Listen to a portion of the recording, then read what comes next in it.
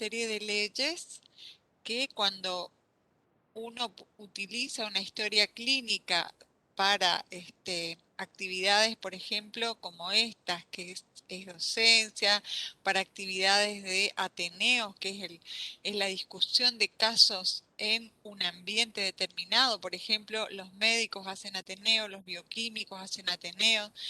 eh, los farmacéuticos también pueden participar de los ateneos o hacer ateneos internos relacionados a temas específicos. Y bueno, la presentación de un ateneo en general en los ambientes hospitalarios es relacionada a casos clínicos. Entonces, al presentar un ateneo o presentar una publicación, uno tiene que tener la precaución de mantener el resguardo de los datos del paciente. Entonces nunca, si ustedes alguna vez les toca presenciar un caso clínico, nunca tienen que darse a conocer los datos del paciente, ni de los médicos, ni de los farmacéuticos, ni de los bioquímicos. Esos son datos que se llaman sensibles y hay una ley que resguarda esos datos, ¿sí? Entonces, este caso estaba publicado en una revista científica, es decir, fue sometido a referato, ¿sí? Dos, tres evaluadores opinan sobre el caso y bueno, si tiene fundamentos científicos se lo publica. Bueno, vamos, este es un caso clínico de un hospital pediátrico. Se trata de una paciente de 8 años y 11 meses de edad con cuadro clínico que tiene 4 años de evolución, ¿sí? De expulsión de parásitos pequeños, blancos y planos con la deposición. Esto lo está contando la madre en el primer día de la consulta y el médico registra esto como antecedentes del caso, ¿sí? Porque acá tendría que decir paciente de 8 años y 11 meses de edad que consulta en el hospital tal, en el servicio tal, por un cuadro clínico que de 4 años de evolución, ¿no es cierto?, de expulsión de parásitos pequeños, blancos y planos con la deposición asociado a dolor abdominal en mesogastrio tipo cólico, en la región del abdomen, ¿sí? El dolor intestinal típico, eso es el mesogastrio, que característicamente se presentaba después de la ingestión de alimentos, lo que ocasionaba inapetencia con frecuencia diaria, por lo cual interfería en la actividad física, si esas deposiciones y dolor eran varias veces al día. Entonces, la niña tenía disminución del juego e hipoactividad. El dolor en ocasiones cedía con la deposición y no la despertaba durante la noche. La madre refiere que asistió a varias consultas con medicina general y pediatría donde se efectuaron análisis de laboratorio, hemograma, orina completa, análisis coproparasitológicos seriados, los cuales fueron todos normales. El hecho es que la madre, como persistía el cuadro, en el siguiente control asiste con los parásitos expulsados por la paciente para mostrárselos al pediatra. Inmediatamente el pediatra decide dar manejo, ¿sí?, con metronidazol por 5 días y ya se habla de la evolución acá sin mejoría del cuadro clínico. En consultas posteriores, la sintomatología se exacerbó. La madre vuelve a consultar porque aumentó, ¿no es cierto?, el cuadro. Estuvo asociado posteriormente a retraimiento y bajo rendimiento escolar. Nuevamente, el pediatra prescribe múltiples antiparasitarios, los cuales la madre no recuerda su nombre, refiriendo que presenta resolución parcial del cuadro durante 1 o 2 meses y posteriormente reaparecen los signos. Durante el último año previo a la consulta recibió antiparasitarios por ciclos de 5 días, en 3 ocasiones, con metronidazol y pamoato de pirantel. Bueno, eso es lo que refiere la madre. Entonces luego el médico registran la historia clínica antecedentes de importancia. Entonces, antecedentes perinatales sería, por ejemplo, niña con buen peso al nacer, embarazo normal, ¿no es cierto? Nacida a término, etcétera. Psicomotor, ¿no es cierto? Como se anota todo, si es normal, si observa alguna patología, demográficos o sociodemográficos, es decir, dónde vive la paciente, todo eso se registra en la historia clínica. Todo eso estaba sin particularidades, pero en antecedentes alimentarios, que es uno más de todo lo que el médico investiga cuando ingresa un paciente o a la consulta, el antecedente alimentario fue de consumo de carne de res y de cerdo cruda durante su estadía en Bolivia como hábito familiar. Bueno, el diagnóstico presuntivo del médico, que después pasa a confirmarse, es dolor abdominal recurrente tipo orgánico, secundario a parasitosis intestinal, después se comprobó que era teniasis, ¿sí? Y talla baja. Pero el médico ya acá tenía algo muy patognomónico, muy típico de la teniasis, que era ese desprendimiento de parásitos blancos durante que son planos, ¿no es cierto?, durante las deposiciones. Esta talla baja, imagínense, tiene que ver con la desnutrición que tendría la niña. Entonces, una vez que el médico hace un diagnóstico presuntivo, le pidió estudios y demás, hace un plan, ¿sí?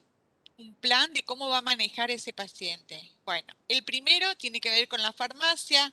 Se prescribe albendazol 400 miligramos por vía oral por día durante 3 días y repetir la misma dosis a los 15 días. También le da recomendaciones de higiene a la familia para que no vuelva a reinfestarse, porque es muy común en estos pacientes que él mismo está expulsando los parásitos infecciosos, aquí se dice infestación en lugar de infección, ahora vamos a ver. Entonces, el médico le recomienda higiene en la familia para todos porque es muy contagioso y el consumo de carnes bien cocidas. Por supuesto que la envía con esa medicación, la dieta y demás, y un control en un mes. Fíjense, hasta ahora, eh, todo lo que implica una parasitosis en la comunidad. Daños sociales, culturales, psicológicos, porque ustedes no se imaginan lo que es la expulsión de parásitos cuando la niña va al baño, ¿no es cierto? Esto le puede pasar a otras personas también, por supuesto, y muchos pacientes sienten vergüenza de acudir a la consulta por estas características. Baja del rendimiento escolar en la paciente. Mala alimentación y retardo en el crecimiento, talla baja. Y esto es para comenzar nomás. Entonces, vamos a ver estos monstruos que son microscópicos a esta altura, ¿no es cierto? Pero luego se hacen la cabeza, el escólex de la tenia, que era el parásito que tenía esta niña, suele ser de unas pocas micras, 10, 12, 20 micras. Pero el resto del cuerpo de este parásito puede medir metros, hasta 10 metros de longitud, todo en el intestino del paciente. Entonces, es para pensar, ¿no es cierto? Son importantes las parasitosis. Esta es una enteroparasitosis, pero bueno, vamos a ir viendo a lo largo de la clase y de lo que resta del cursado de ustedes, algunas cuestiones que hacen a la vida de ustedes como profesionales el día de mañana. Entonces, vamos a repasar primero algunas asociaciones biológicas que ya conocemos, lo han visto en biología, y cuando se trata de seres de la misma especie, estamos hablando de sociedades, ahí interaccionan, se asocian los individuos, el individuo conserva su individualidad, eso no hay duda, ¿no es cierto? Colonias, el organismo no conserva su individualidad. Este es lo que ustedes van a ver después cuando siembren las placas y observen el desarrollo de cada unidad formadora de colonia, crece una colonia entera, ¿sí? Una unidad formadora de colonia es una célula bacteriana, por ejemplo, ¿sí? Bueno, si las asociaciones son con seres de distintas especies, se habla de parasitismo si un individuo vive a expensas del otro y le produce daño, ¿sí? Uno está favorecido y el otro está dañado. En cambio, comensalismo, que tiene varios sinónimos, pero a efectos de este curso dejamos así, vamos a considerar el comensalismo cuando el individuo vive a expensas del otro, pero no le produce daño. Es decir, dicho de otra forma, comparten la mesa, ¿sí? Ninguno se ve afectado. Ejemplo de esto, lo que vamos a ver en tema 8 después, que es la microbiota normal. Para que se produzcan estas infestaciones, infecciones, en este caso las parasitosis, es necesario que exista una tríada ecológica. Tiene que haber un agente, en este caso los parásitos, y un reservorio a partir del cual se contagia. Ese reservorio puede ser humano, animal o inanimado. El huésped o mesonero es el que recibe a ese, donde va a estar habitando este parásito. Este huésped o mesonero puede ser diferente entre un individuo a otro. ¿Por qué? Por su estructura genética, por su inmunidad, por el grupo etario, la situación nutricional que tenga, si ese individuo ha sido vacunado o no. Contra los parásitos no tenemos vacunas, particularmente contra los enteroparásitos no hay vacunas, pero bueno, esto es un concepto en general, porque huésped o mesonero también sirve para otras enfermedades. Entonces, la tríada geológica la cerramos con el ambiente. Si en ese ambiente tienen que encontrarse estos dos, el agente y el huésped. Y en ese ambiente se producen distintos mecanismos de transmisión, vías de infección desde la fuente infectante. Las probabilidades de contagio van a ser variadas dependiendo cuáles son las características sociodemográficas donde está ese huésped, ¿sí? Y donde está ese parásito. Entonces, hacinamiento va a aumentar el riesgo.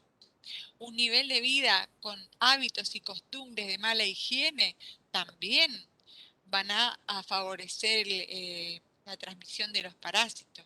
Y luego la terapia y la asistencia médica, que también tienen que ver con el ambiente, hacen a la interrupción del cuadro y evitar nuevos contagios. Asimismo, hacen a la prevención, ¿no es cierto? Si se trabaja en un nivel de prevención de tipo 1, que es el de concientización, etcétera. Bueno, llegamos entonces a los parásitos. Los parásitos son seres eucariontes que viven a expensas de otros de distintas especies y le producen daño. Entonces, estos parásitos, estos seres eucariontes son realmente variables, son muy variados entre sí. Hay mucha variabilidad y los tamaños pueden ir desde un tamaño similar a algunas bacterias, 3, 4 micras, supongamos, ¿no es cierto? Siempre son eucariotas, a tamaños de esta de la tenia que les decía, de hasta 10 metros. Entonces, por ahí ustedes se preguntarán, como yo también, o como, digamos, uno tiende a preguntarse, ¿por qué se los estudia en microbiología? Bueno, eso fue por consenso, ¿sí? Porque los parásitos tienen estructuras microscópicas también, ¿eh?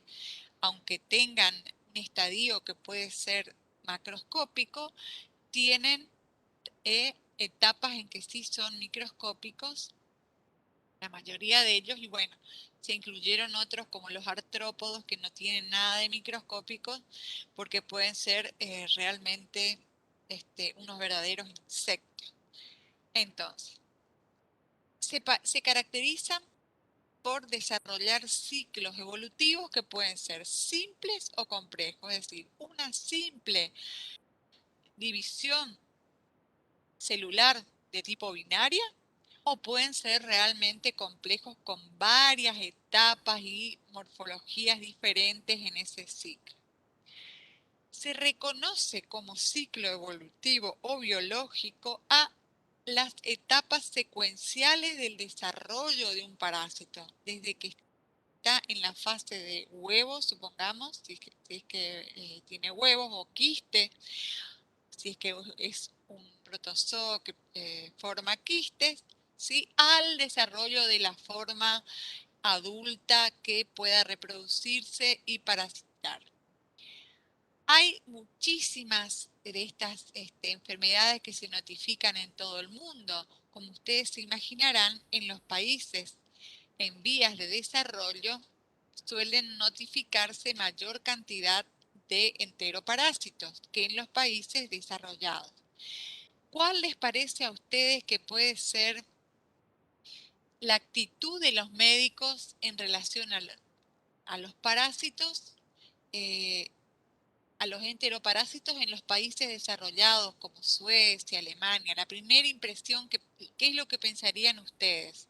¿Cuál es la actitud del médico ante estos, de sospecha ante estos agentes?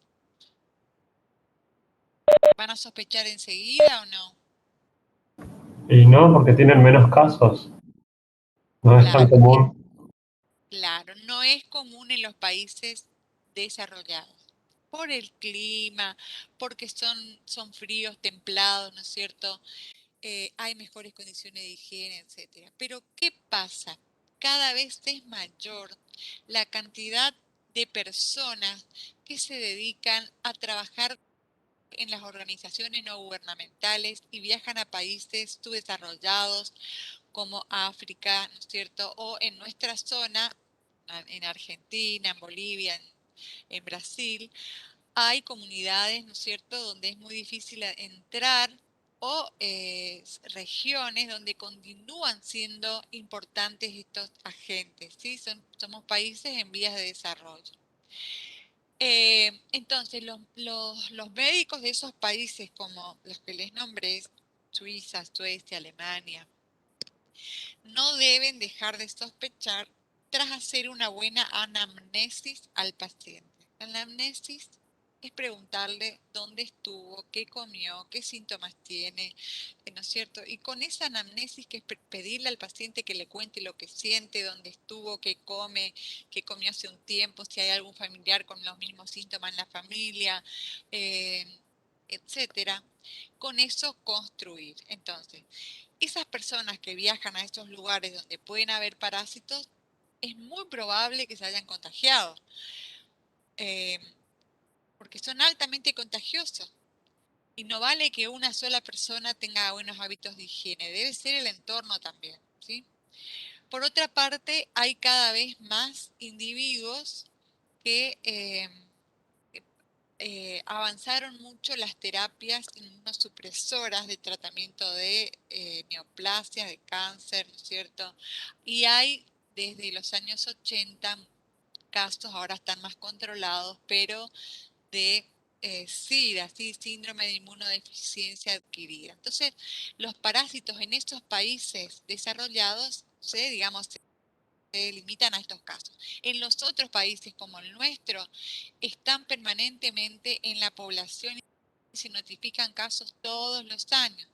Eso se puede controlar con el buen manejo de las excretas, con la higiene y demás. Entonces aquí tenemos algún tipo de, ahí dice infección, pero en realidad para los parásitos vamos a hablar, o pueden hablar de las dos maneras, infección o infestación, ¿sí? Entonces, por ejemplo, la malaria, esto es en Estados Unidos, tiene muchísimos, 42.280 casos por miles de habitantes. La filariosis linfática, la filaria, que se transmite a través de la piel, la leishmaniasis, con abundantes cantidades de muertes en algunos casos, la esquistosomiasis, la trichuriasis, yo les puedo asegurar que en nuestras zonas son mucho mayor la cantidad de casos, ¿no es cierto?, por 1000 habitantes que existe. Sobre todo Chagas. ¿Cómo?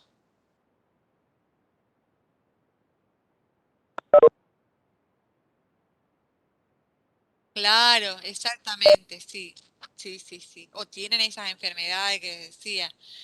Este, bueno, entonces acá tienen un sondeo, ¿no es cierto?, de cuáles son los enteroparásitos o los parásitos en general. Algunos de ellos son enteroparásitos y otros no, ¿no es cierto? Por ejemplo, la leishmaniasis no es un enteroparásito, ustedes ya la conocen, está la leishmaniasis tegumentaria, cutánea, perdón, la leishmaniasis eh, visceral, la malaria o paludismo por un plasmodium. Hay varios tipos de plasmodium, vivax, ovales, falciparum, el Chagas, esos no son el Chagas que es transmitido por un vector. A ver si ustedes se acuerdan cuál es el vector que transmite el Chagas. La vinchuca, ¿no es, profe? La vinchuca, muy bien. Bueno, entonces, ¿cuáles son los parásitos? Estos son los más frecuentes, los enteros parásitos, les puse acá. ¿Qué podemos ver en Argentina? Este es un texto que se publicó en 2013. Y si ustedes se fijan ahora, acá está el texto completo para que ustedes mismos lo lean, ¿no es cierto? Es una publicación de 2013. Estos autores hicieron una investigación de las parasitosis en el ambiente y las que se encontraban en los hospitales, ¿no es cierto? En los centros, en los laboratorios de atención centro de atención de pacientes. Siempre van a parar al laboratorio. Eh, entonces, en el ambiente y en heces de los pacientes se encontraron los mismos, una alta correlación entre los tipos de parásitos que estaban en el ambiente y los que se encontraron en las muestras clínicas de los pacientes. Fíjense, amebas, bueno, amebas comensales que son comensales nomás, no causan daño. A ver, ahí mejor.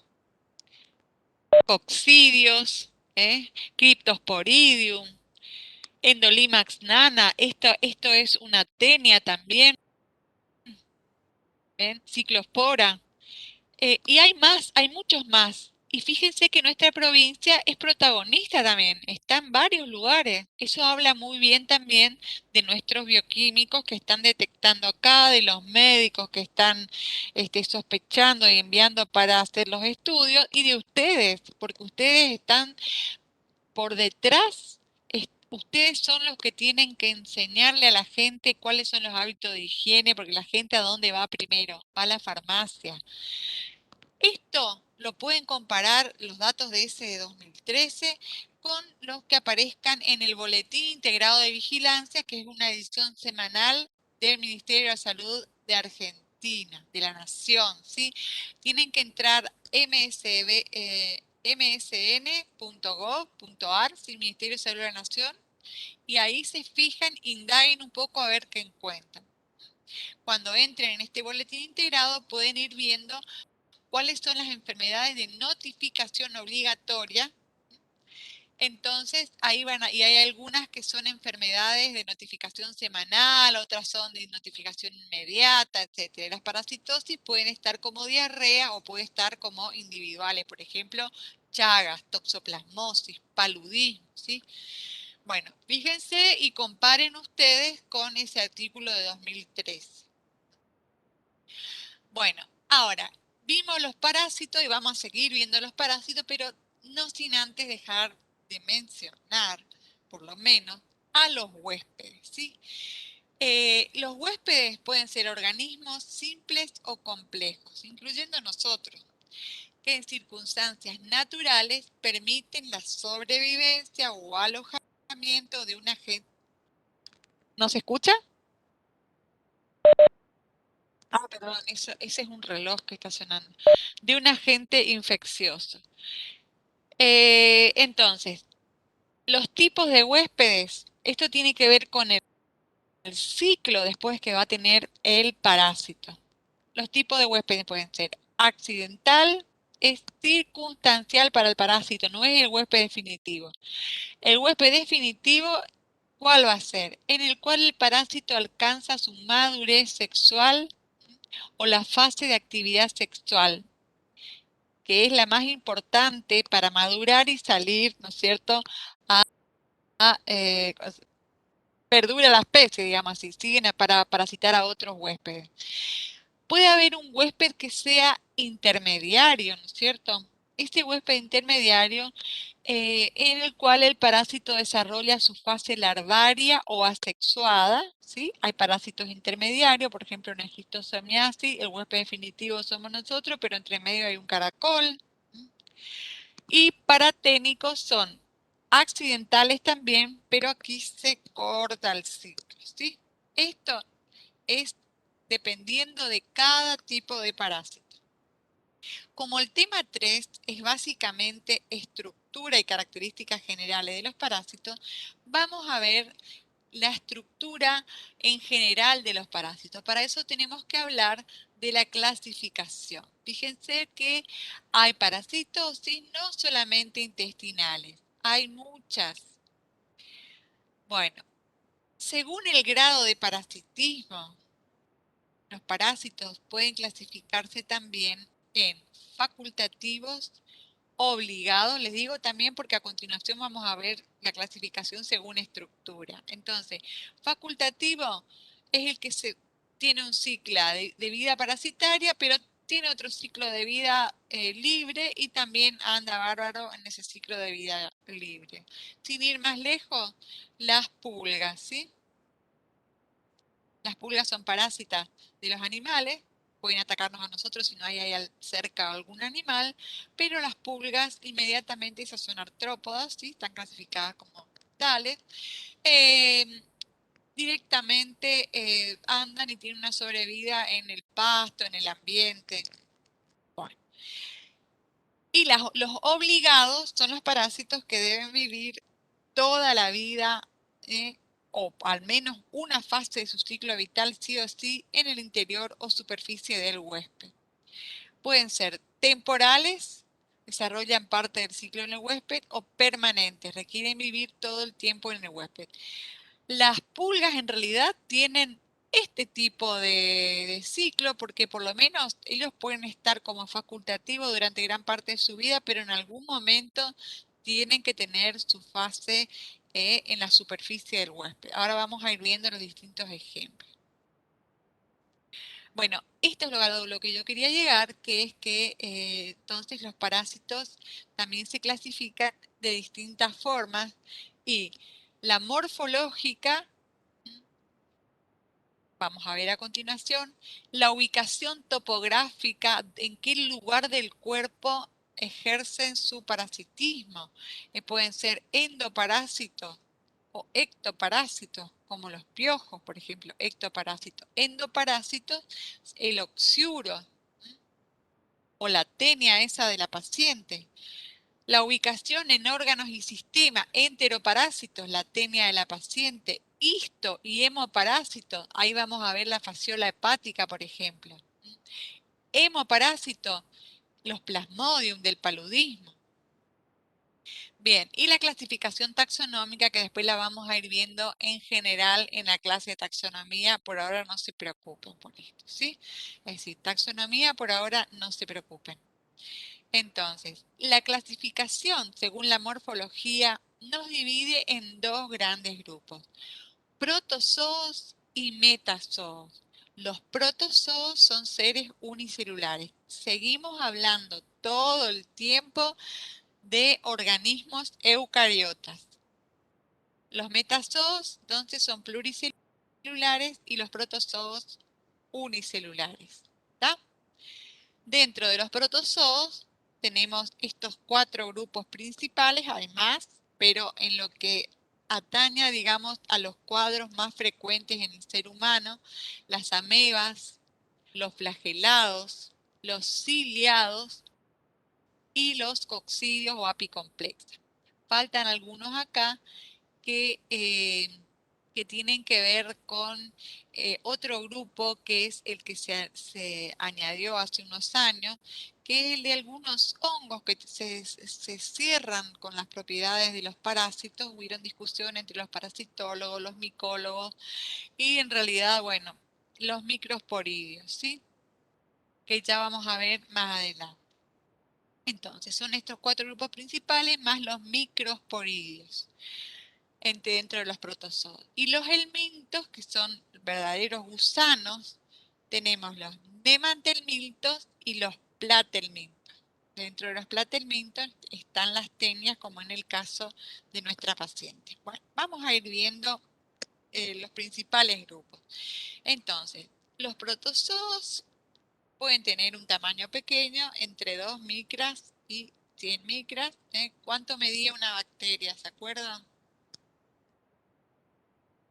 Más o menos. Una bacteria alrededor de cuánto medía. Sí, una bacteria mide 1,5 micras, ¿sí? Que si vos hablas en nanómetros serían un poco más, sí, más o menos lo que dijiste. Pero las bacterias, una micra hay que pensar. Fíjense que los leucocitos, que van a ver cuando vean la extinción de Gram, los leucocitos miden 8 micras. Las células epiteliales casi 20 micras, depende de qué zona sean esas células epiteliales. Si es del epitelio escamoso de la piel, pueden medir perfectamente 10 micras, 12 micras, 20 micras. Y los leucocitos, en cambio, 8 micras. Así que una bacteria puede entrar varias veces en el leucocito. Bueno, el protoplasma está envuelto por una membrana celular y alberga numerosos orgánulos. Ahora vamos a ver unas imágenes. Tiene núcleo, retículo endoplasmático, gránulos, ¿sí? Vacuolas contráctiles y digestivas, etc. El núcleo tiene la membrana nuclear, por supuesto, ¿no es cierto? Cromatina dispersa o formando cúmulos. Tiene un cariosoma central.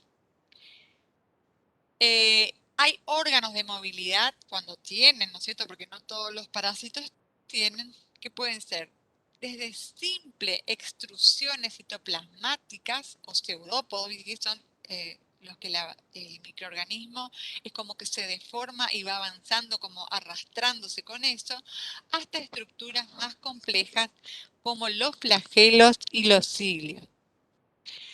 El subreino protozoa, ¿sí? Incluye 13 tipos o subgrupos principales, 7 de los cuales tienen interés en parasitología médica. Con esto les quiero decir que por ahí, como esto es microbiología general y ustedes quieren indagar en el ambiente, hay numerosos protozoos que también son parásitos, pero que no nos afectan de manera directa, entonces no tienen importancia en parasitología médica, ¿sí? Bueno, los protozoos flagelados pueden ser de estos 4 grupos: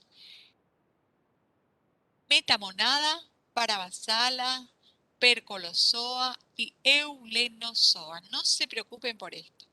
Pero es importante saber que en algunos textos se los ubicaba como Maxtigophora, ¿sí? A los flagelados.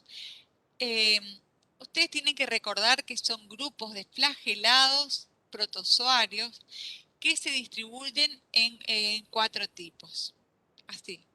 Los flagelados se desplazan agitando sus flagelos a modo de látigo. Pueden ser pocos flagelos, 1, 2 o muchos flagelos, ¿sí?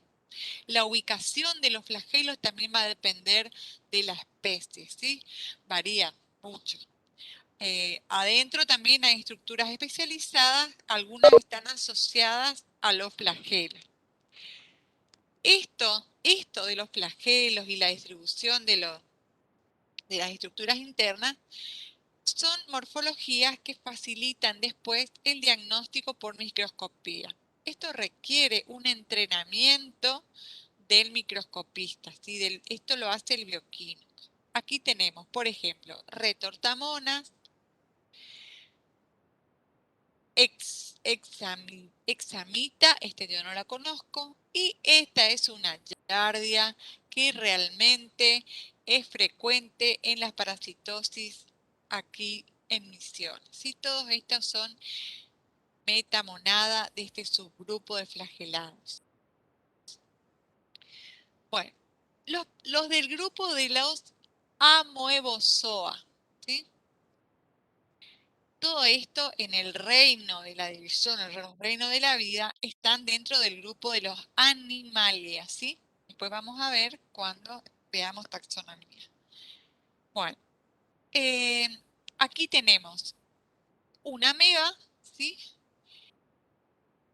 Esta ameba es equivalente a lo que antiguamente se llamaba sarcódea. No se preocupen por eso, digan ameba y listo, ¿sí? Entonces tienen la membrana externa, la membrana, ¿no es cierto? Tienen el núcleo, tienen las orgánulas, ¿sí? Vacuolas, y estas vacuolas contráctiles son las que se asocian a veces a la producción de pseudópodos. Fíjense acá. Entonces, con estos pseudópodos, esto pasa también con los leucocitos, los neutrófilos, leucocitos polimorfonucleares, van dirigiéndose y avanzando entre los tejidos con pseudópodos donde haya un foco infeccioso, por ejemplo, una bacteria, ¿no es cierto?, que esté infectando un tejido, en Staphylococcus aureus, el leucocito se dirige de esta misma manera, o sea que de paso es para comparar, ¿cierto?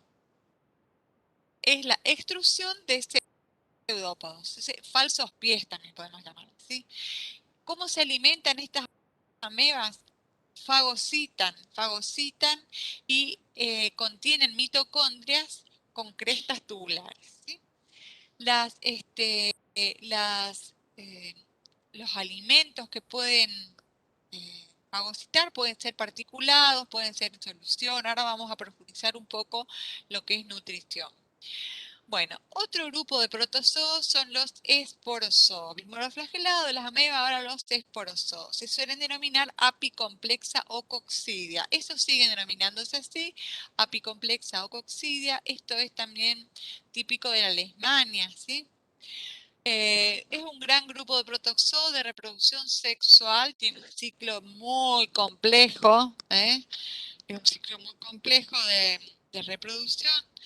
Forman esporas con ciclos vitales compatibles y una morfología similar a nivel del microscopio electrónico, ¿sí? Yo acá no les traje la fotografía del microscopio electrónico, yo prefiero lo que se pueda, lo que se tenga a mano como esquema, es mucho más fácil de entender en este curso. Después podemos ver las fotografías más reales. Tienen un sistema de organelos en su extremo apical, que es este de aquí, ¿sí? Es el ápice. Estas organelas sintetizan sustancias para ayudar a penetrar las células del anfitrión, que es decir, del huésped, y convertirse así en parásitos intracelulares. Entonces, los otros protozoos son los que tienen cilios. En este caso es muy frecuente el Balantidium coli. Estos son, hay muchas especies, algunas son simbióticas como de vida independiente, ¿sí? Hay algunas que podrían formar parte de la microbiota normal de algunos animales. Y esto ciliado a la locomoción implica el movimiento coordinado, ¿no es cierto?, de unas hileras de estructuras piliformes. Estos son los cilios. Bueno, esta es la forma quística, ¿no es cierto?, para resistir en los ambientes adversos. Bueno, después está el grupo de los cromistas. Esto a mí toda la vida me costó ver en microscopio. Acá les traje una foto real porque ustedes están viendo materia fecal y a veces le agregan unas gotitas de Lugol para visualizar mejor, se ve entre porte y cubre. Bueno, acá está de lujo, pero esto todo mezclado es muy difícil de ver, ¿no es cierto? Es muy difícil de ver porque todo es parecido, no tienen un tamaño parejo. Esto les copié tal cual del libro. Después esto está en el Murray, que lo tienen en el aula. Este reino de los cromistas donde está es Blastomyces o Blastocystis hominis, lo tienen acá, ¿no es cierto? Hay una serie de microorganismos similares, se dice que son quimeras entre los otros evolutivamente, porque fíjense, aparentemente eran anfitriones biflagelados eucariotas, ¿no? O sea, están entre medio en el árbol filogenético y las algas rojas simbióticas que han perdido los cloroplastos a lo largo de la evolución. Entonces, eh, no son ni ciliados, no son flagelados, no entran ninguno de los otros, entonces se creó este grupo cromista, ¿sí? Y aquí está el Blastocystis hominis o Blastomyces hominis, ¿sí? Que, bueno, tiene esta nueva reagrupación es en función de la biología molecular porque se hace análisis del ARN ribosomal, ¿sí? Y bueno, y otras pruebas moleculares se hacen comparaciones y es muy diferente a los grupos anteriores, ¿sí? Entonces tiene un grupo aparte, por eso el grupo Blastomyces o Blastocystis se separó de los anteriores. Y bueno, estos pueden ser comensales en un adulto normal, en un niño sano, ¿no es cierto?, que esté bien nutrido y demás. Se puede encontrar en materia fecal y bueno, de casualidad, ¿no es cierto? Pero no, muchas veces no son los agentes etiológicos que están, porque son comensales. Sí van a ser importantes en un paciente inmunocomprometido. Bueno, ahí terminamos los protozoos en cuanto a estructura. Vamos a ver todo estructura, después vamos a ver todo nutrición, después reproducción hacia grandes rasgos, ¿sí? Entonces, pasamos ahora a la estructura de los metazoos. Seguimos hablando de eucariontes, ¿sí? Estamos en el reino Animalia. Hay grupos que no son protozoos, ni cromistas, ni hongos como los microsporidios, esos que les contaba, sino que son distintos. Son verdaderos gusanos algunos, que son los helmintos, y los artrópodos, que hay dentro de este grupo. Hay otros subgrupos que están los crustáceos, los insectos, las garrapatas, todo esto se ven macroscópicamente, o sea que nosotros acá en microbiología no los vamos a abordar, ¿sí? Salvo hablar de algunos artrópodos, ¿sí?, que son parásitos externos, como la pediculosis, la escabiosis, que es la sarna, y listo, ¿sí? Bueno, eh, ¿qué características estructurales tienen estos helmintos? Ya dijimos que eran pluricelulares, ¿sí? Tienen forma alargada y simetría bilateral de los dos lados, ¿sí? Y pueden tener tamaño que desde milímetros hasta más de 1 metro. Otra cosa característica de estos helmintos es que tienen todos, esto es patognomónico también, ¿sí? Es propio, es característico de estos. Si uno encuentra alguna cutícula protectora en un corte o por ahí están rotas las estructuras, pero esto hace pensar que se está hablando de, por ejemplo, los platelmintos, ¿sí? Que es un tipo especial de helminto. Estos son complejos en general, los helmintos. Son complejos porque tienen estructuras muy elaboradas de fijación. Fíjense, son ganchos, ventosas, dientes, como las tenias esa de nuestra paciente, que se fijan en el endotelio del intestino. Y bueno, estas después mirándolas uno puede en microscopio identificar qué tipo de tenia se trata o qué tipo de parásito se trata. Por otra parte, tienen un sistema excretor y nervioso primitivo, pero son mucho más evolucionados que los protozoos. Tienen tubo digestivo, aunque ninguno de ellos presenta un sistema circulatorio. No todos tienen tubo digestivo. Los helmintos se dividen en dos tipos, nematelmintos y platelmintos, o terminando con E, ¿sí? Esto que vimos acá es una tenia sólida, ¿sí? Es por consumir cerdo mal cocido. Bueno, estamos aquí entonces en nuestro cuadro, en este grupo. Ya habíamos visto estos, ahora vamos a ver estos siempre hablando de la estructura. Los nematodos tienen cuerpos cilíndricos. Esto se ve así en el microscopio, no de este color, sino que acá está coloreado, ¿no es cierto? Pero esto se ve en el microscopio con un aumento 10 por 40 por, se ve así. Tienen un aparato digestivo completo. Estos nematelmintos pueden ser parásitos intestinales o bien pueden infectar la sangre y los tejidos, depende del tipo de parásito. Están bien estudiados, tienen la región de la boca hasta donde termina el tubo digestivo con la región anal. Bueno, luego están los platelmintos, que son planos. Estos tienen un cuerpo aplanado en forma de lámina o de cinta. Hay dos grandes grupos, los trematodos y los cestodos. Los trematodos tienen forma de hojas, la mayoría son hermafroditas en cuanto a su reproducción y tienen un sistema digestivo incompleto. Estamos hablando de los trematodos. Fíjense, tienen forma de hoja. Este es el caso de la fasciola hepática.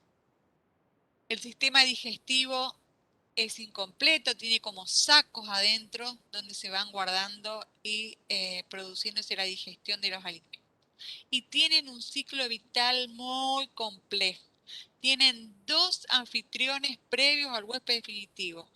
En el caso de la fasciola hepática está implicado un caracol y luego un vegetal, que es el berro, y después está el ser humano cuando come ese berro, ¿no es cierto?, que está infectado. Ustedes pueden profundizar, ¿no es cierto?, la estructura que tiene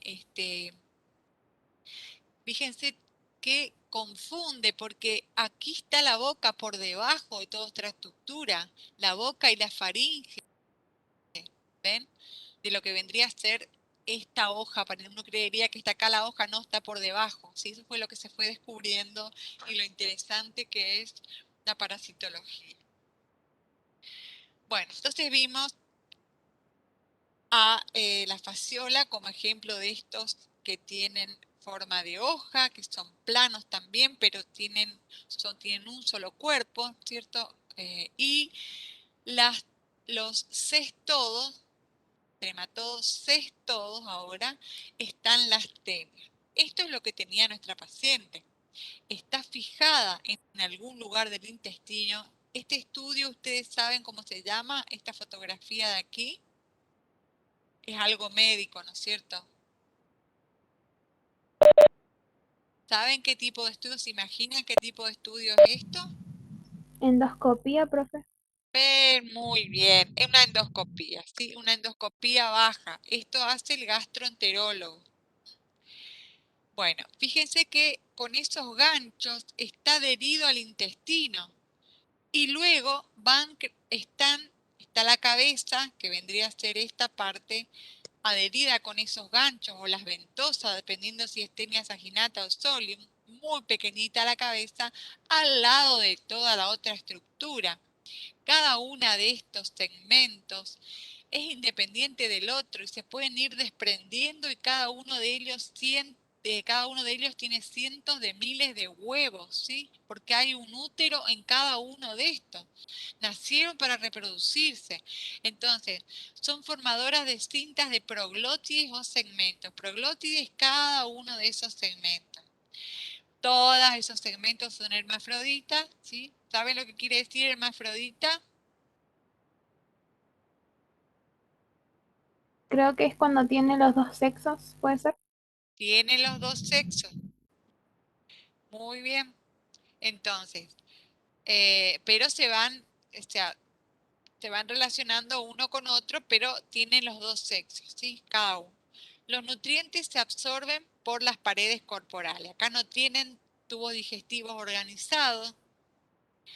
Dependiendo de la especie, hay ciclos vitales simples o muy complejos, porque también hay algunas tenias, hay una que se llama Endolimax nana, que es mucho más sencillo el ciclo, y esta, que es la tenia solium de este ejemplo, tiene un intermediario que es el cerdo, y es un ciclo bastante más complejo.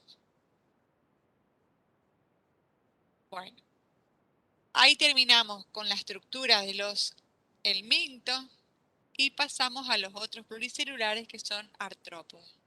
Estos son pluricelulares complejos, tienen una producir, fíjense que son verdaderos insectos algunos, ¿sí?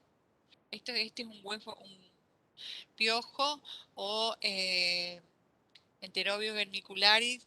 No, este es un, sí, Enterobius vermicularis que está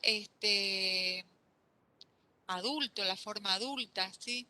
Pueden producir enfermedad invasiva o superficial, tienen un amplio número de organismos. Nosotros vamos a hablarle solamente o los que yo les menciono acá y ustedes después pueden elegir para profundizar, es piojo o sarna, que es la escabiosis.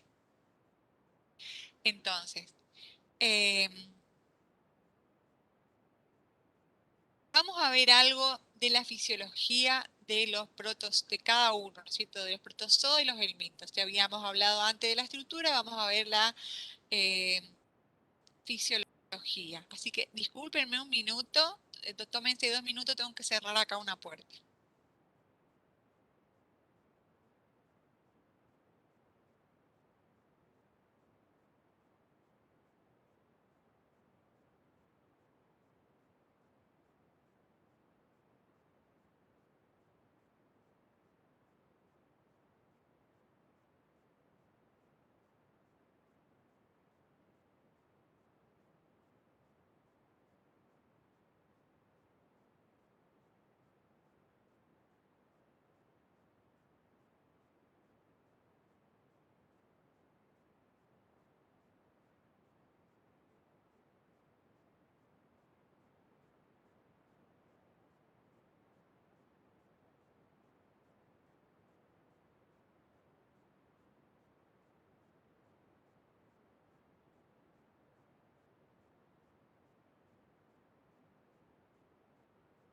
Bueno, seguimos. Resulta que tengo unos perros que estaban haciendo un desastre, así que tuve que ir a intervenir. Bueno, entonces hemos visto la estructura de los protozoos, de los helmintos, de los protozoarios, eh, de los artrópodos, quiero decir. Esos artrópodos, como les dije, solamente los piojos que producen una enfermedad que se llama pediculosis, no, parece que les dije malo, no es enterovermicularis. Ese es el oxuro, me confundí yo. Tantos nombres, ya van a ver que después uno tiene que armarse un esquema. Pediculosis es la enfermedad que producen los piojos y escabiosis la de la sarna. Bueno, hay otras más, ¿no es cierto? Está la larva migrans, hay un montón, ¿no es cierto?, que tienen que ver con estos artrópodos. Entonces, ¿cómo es la fisiología de estos agentes? Vamos a empezar con los artrópodos. Son mucho más simples que los helmintos.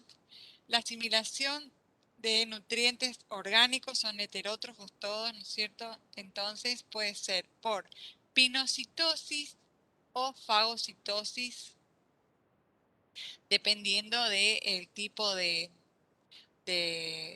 parásito que estemos hablando. Pueden fagocitar material soluble o partículas con formación luego de vacuolas digestivas. Este es, por ejemplo, el caso de las amebas.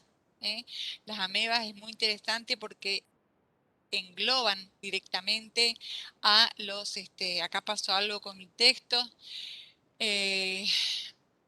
engloba directamente, hace un pseudópodo y engloba a la partícula y después se forma una vacuola, un fago lisosoma, etc. Hay perostomas o citostomas en los flagelados, que son algunos organismos, en el caso, por ejemplo, de la Giardia que tenemos aquí. Entonces, a través de estos corpúsculos se produce el ingreso de los nutrientes. Puede ser en el caso de los microsporidios, que antes estaban, ahora, digamos, siguen estando con los parásitos, pero un tiempo se los intentó, con la reticencia de los micólogos, ubicarlos dentro de los hongos. No fue así, siguen como parásitos, pero son mucho más simples y en este caso la difusión es simple, ¿sí? Bueno, entonces, una vez que ingresa el nutriente, se metaboliza, el microorganismo sigue con su vida y luego hay eliminación de los desechos que se denomina extrusión, ¿sí? Aquí tienen el ejemplo de la ameba.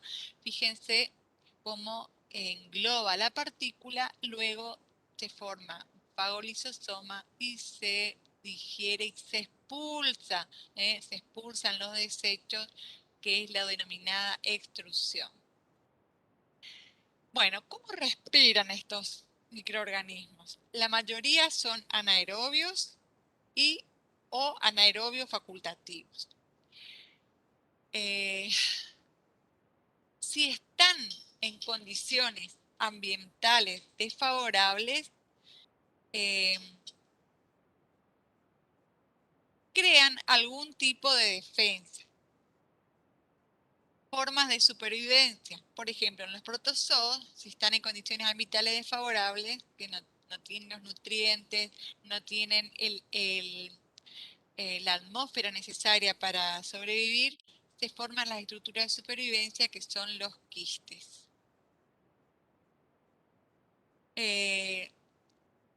Por otro lado, condiciones desfavorables también puede ser que están produciendo una infestación y el organismo se va a defender, ¿no es cierto?, con liberación de una respuesta inmune. Entonces, que puede ser primero innata y después adaptativa, ¿sí? Entonces, esa respuesta inmune va a ser también una condición desfavorable para ese protozoo. Entonces, ¿qué hace el protozoo?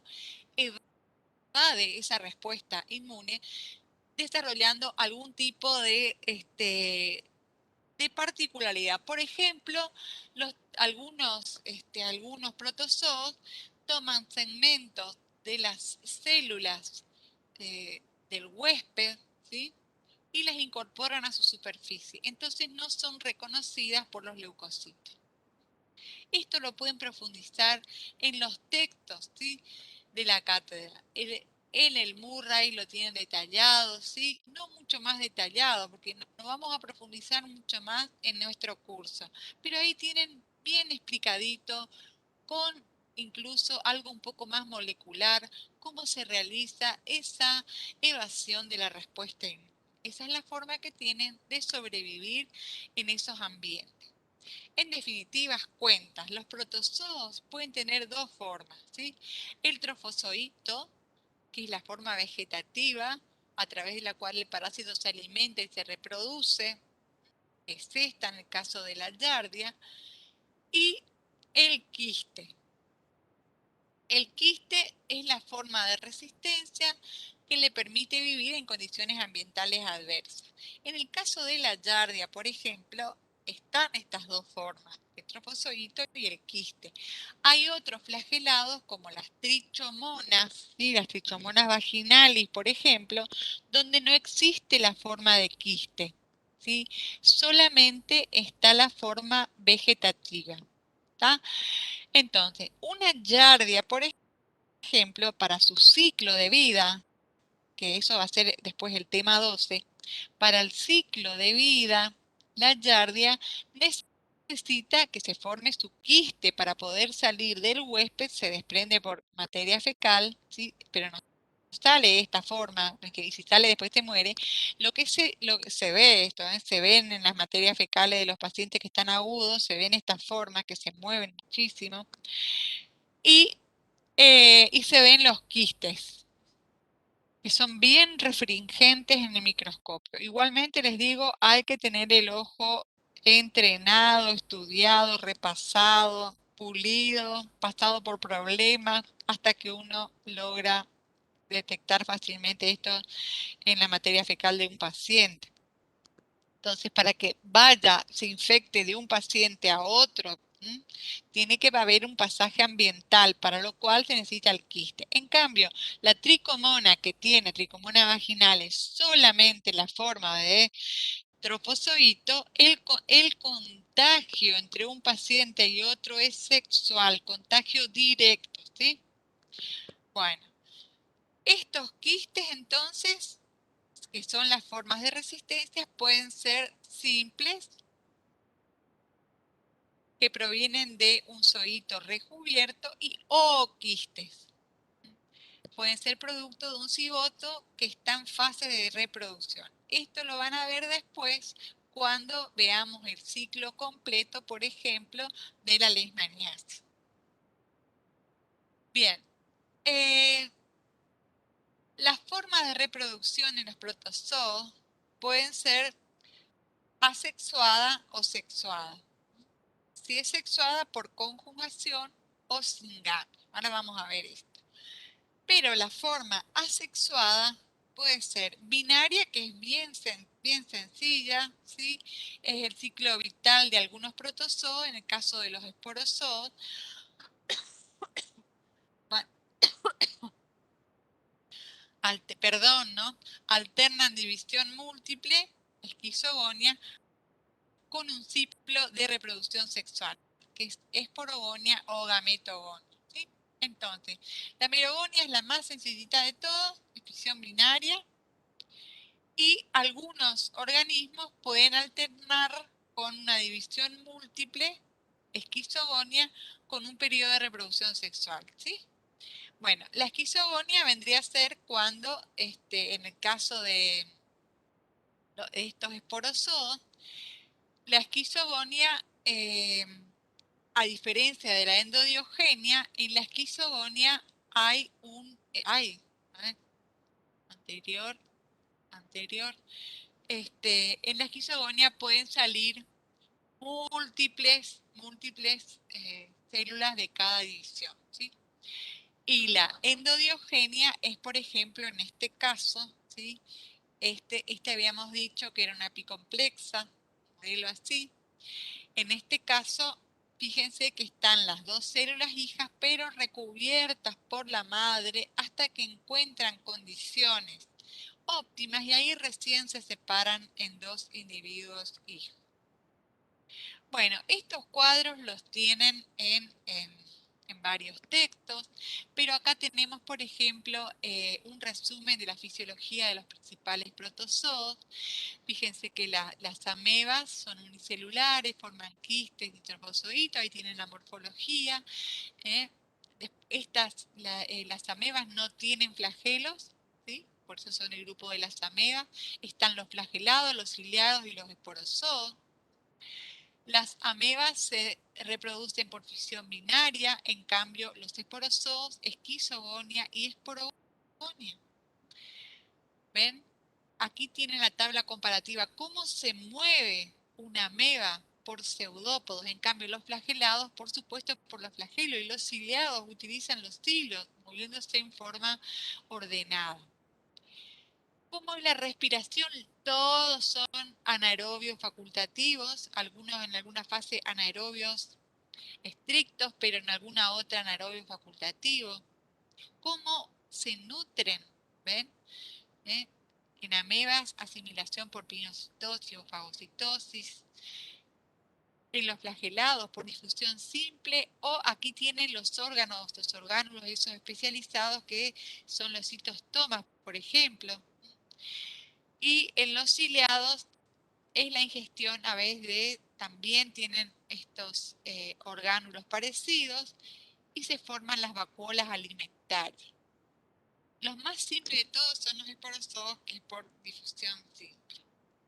Pasamos a la nutrición de los helmintos.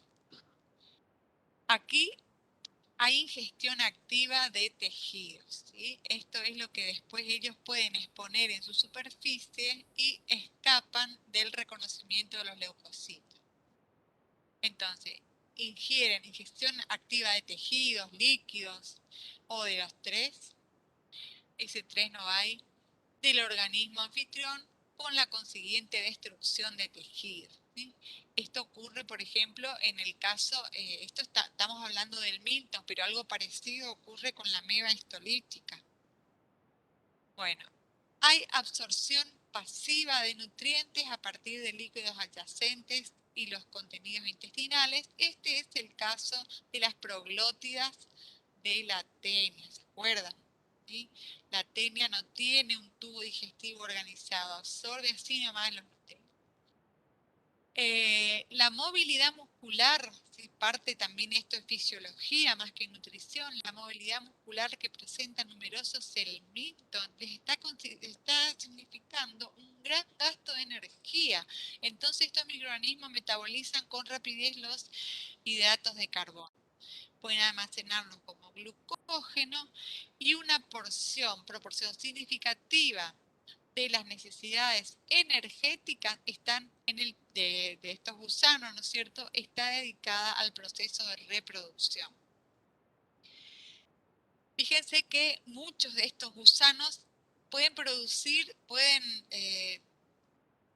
desarrollar, ¿no es cierto?, hasta 200.000 descendientes diarios.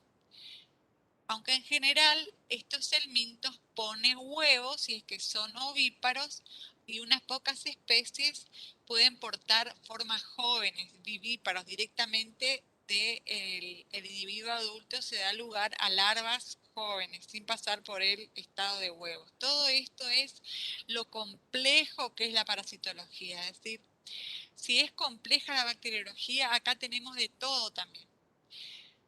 Bueno, las larvas resultantes son siempre distintas de los parásitos adultos. ¿Sí? Cuando sale una larva de un huevo o cuando sale una larva, si es una forma vivípara, ¿sí? Las larvas tienen una estructura diferente a la que le dio origen, ¿sí? Hasta que alcance la vida adulta. Bueno, y aquí tenemos un cuadro similar, ¿cierto? Nematodos, tremastodos y cestodos, ¿sí? Aquí les dan las características generales en este cuadro, cuáles tienen, cuáles tienen forma fusiforme, tracto alimentario tubular, posibilidad de dientes o placas de fijación. Los trematodos también pueden tener esas ventosas orales, ventrales. También acá está la fasciola hepática. Acá lo que me gustaría que se agregue es un ejemplo acá a este cuadrito, ¿sí? Por ahí ustedes podrían buscar un ejemplo de cada uno o agregar aquí abajo cuando repasen. ¿Cuál es el comportamiento en general en cuanto a la reproducción? Imagínense que después si uno se pone a estudiar de a uno, cada uno tiene sus particularidades, es sumamente complejo.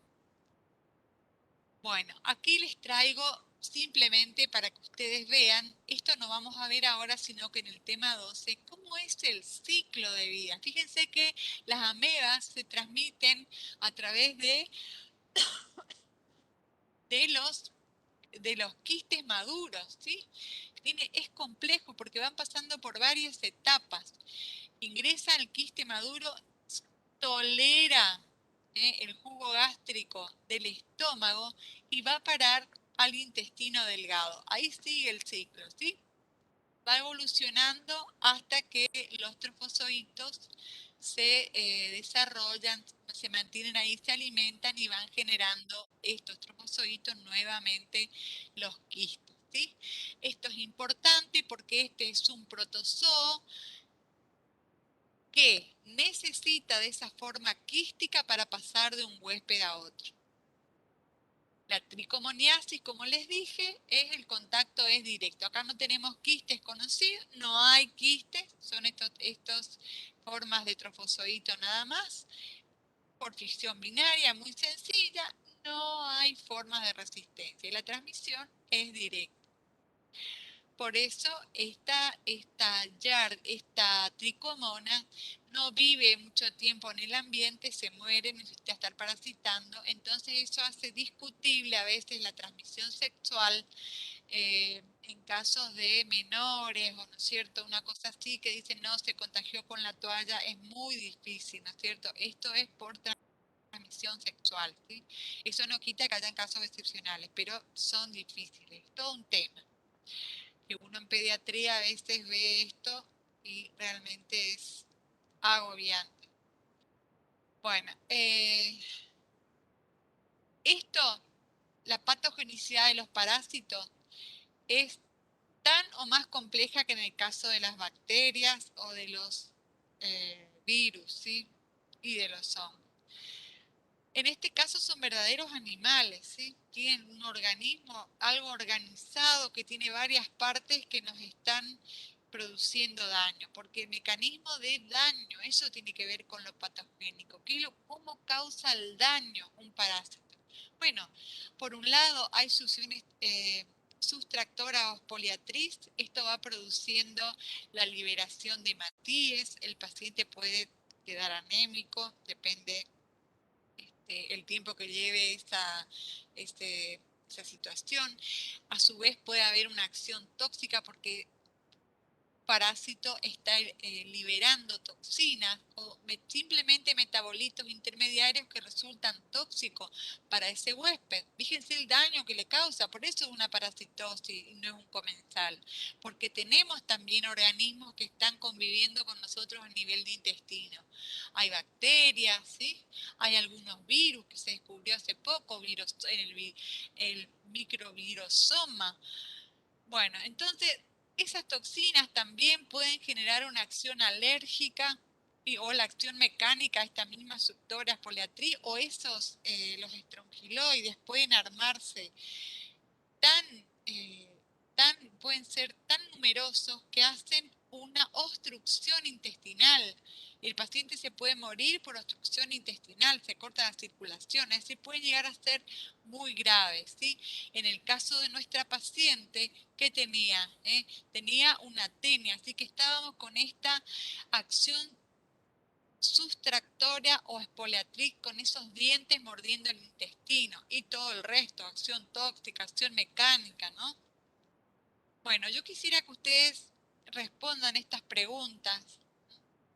Están también en uno de los libros, a ver si lo encuentran, pero que ustedes investiguen un poquito. Yo he dicho todo esto hoy, algunas cosas les indiqué dónde buscar, así que son para reflexionar.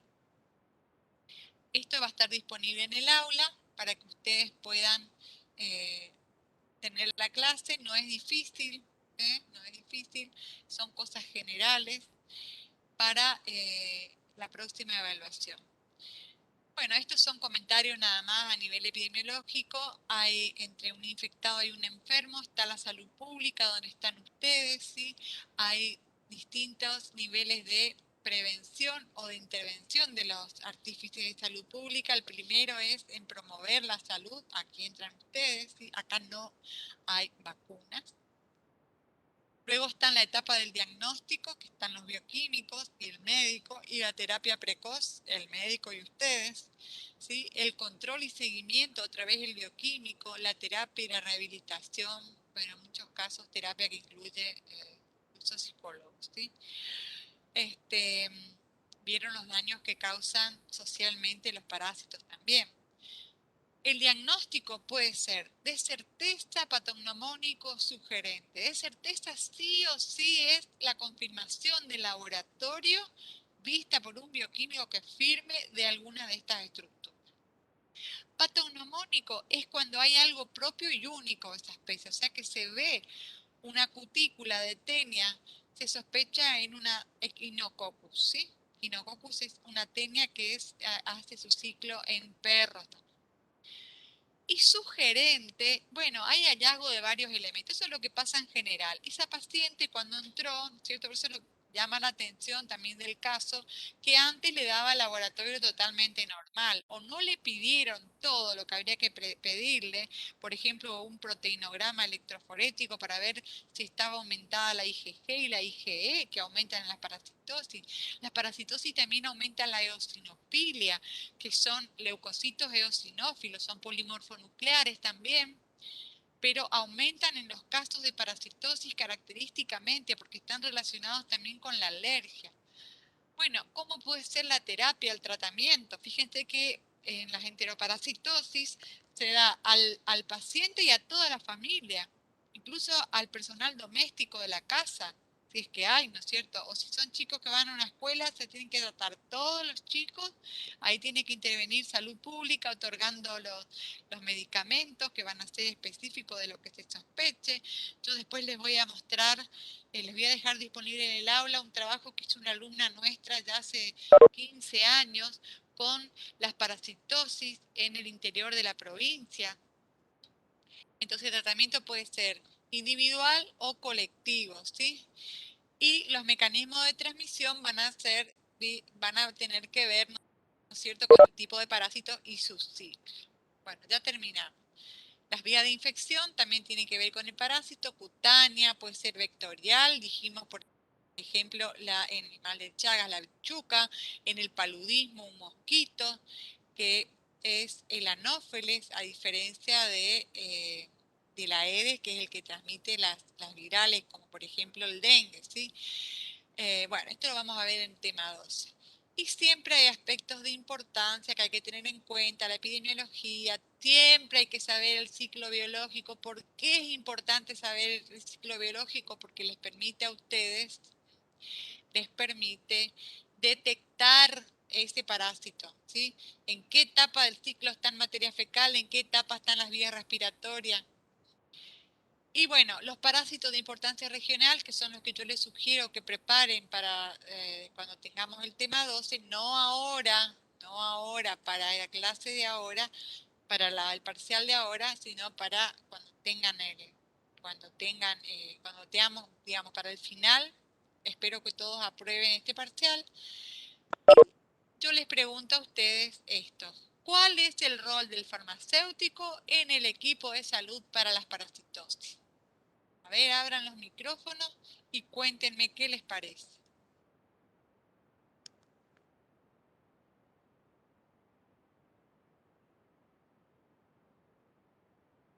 ¿Cuál es el rol del farmacéutico en las parasitosis, en estas enfermedades? ¿Qué rol cumple en la sociedad?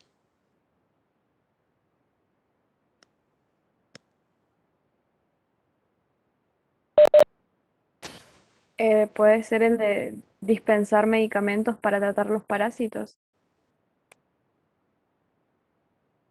Dispensar está bien, ¿sí? Pero ese es el trabajo de cualquier farmacéutico normal, ese es el trabajo rutinario. Pero en el equipo de salud, en el equipo, es lo que dijo el compañero. ¿Quién dijo primero? Carolina. No, ¿quién dijo primero? María. Que no los No, veo acá. yo, Natalia.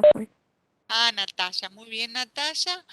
Está bien dispensar, ¿no es cierto? Pero eso es algo rutinario y común. Por ahí yo le agregaría a eso dispensar en forma correcta y asesorando al paciente, que están los medicamentos genéricos, ¿no es cierto? Que hay otros más económicos que tienen la misma composición, que no le conviene tomar un antibiótico. Esto lo vamos a insistir, sin la prescripción médica.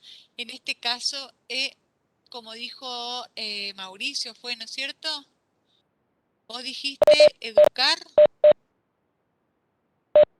Bueno, eso está muy bien. Educar, el farmacéutico es el educador del equipo de salud. Miren lo que pasa acá en esta foto. ¿Qué ven acá en esta foto? ¿Qué se, va un paciente, ¿no es cierto? No sabemos, pero puede ser que vaya y pregunte qué tiene para dolor de panza. Entonces, el farmacéutico, ¿no es cierto? Si viene sin receta, le puede vender algo que sea de venta libre, pero le tiene que advertir que con esos síntomas que más o menos vamos a ir viendo, tiene que consultar al médico porque puede ser una parasitosis, ¿sí? ¿Qué tiene que hacer? Higienizarse. Miren, esta foto me gusta mucho porque esta foto de acá abajo de la chica con este paciente está hablando del asesoramiento que le está dando la profesional farmacéutica al paciente, ¿sí? Lo mismo que acá.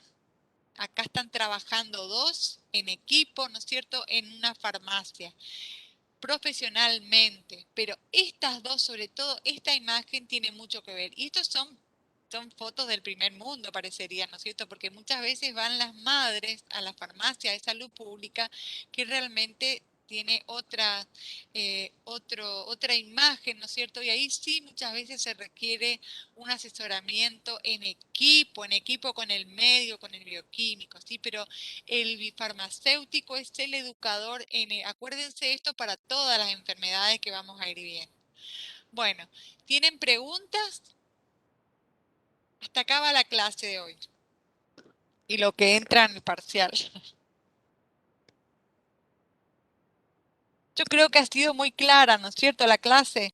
Tienen la bibliografía, tienen el material. Ustedes igualmente pueden consultarme por el chat del aula. Hay un foro que les voy a agregar, para no agregar tantos foros, usemos el mismo de Virus, ¿les parece?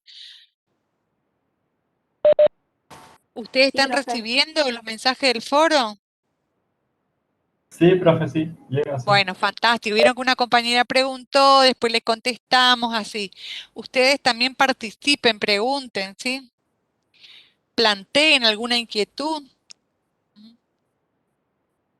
Por ejemplo, es muy poco lo que les pregunté de FAO. Ustedes quieren más preguntas.